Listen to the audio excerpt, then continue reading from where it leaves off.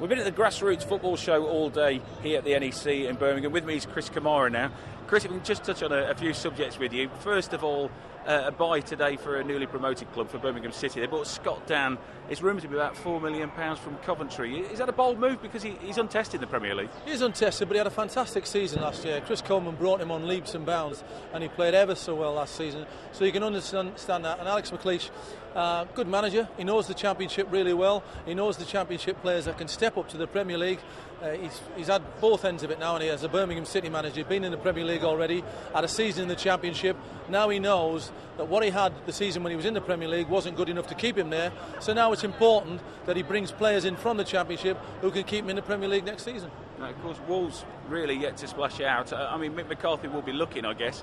What sort of players are you going to be looking for, Chris, to get in the Premier League? Well, Mick's shrewd. You know, the problem he had when he was at Sunderland, he wasn't given any money. £6 million to keep him in the Premier League was very, very difficult, and he lost his job sooner than he should have done. He should have been allowed to develop them.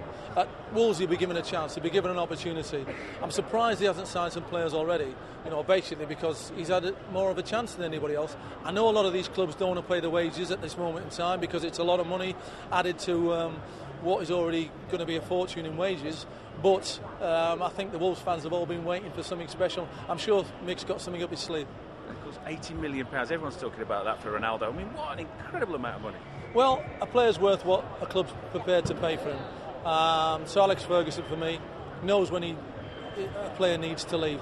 The only thing I would say is you're going to miss his goals. Manchester United are going to miss his goals. He's a terrific player. How do you replace those goals? He's done it before. When he got rid of David Beckham, everyone said, "What are you doing, Sir Alex?" And he brought in Cristiano Ronaldo.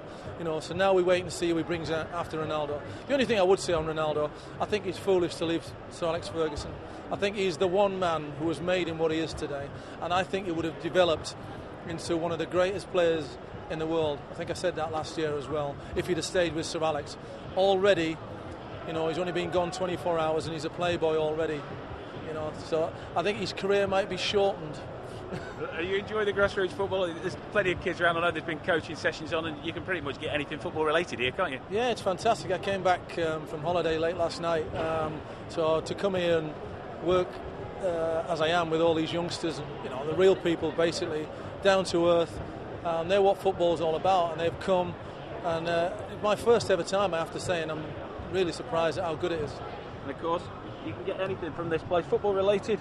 Big ball coming from the left, Jeff. Unbelievable. Unbelievable. That's you.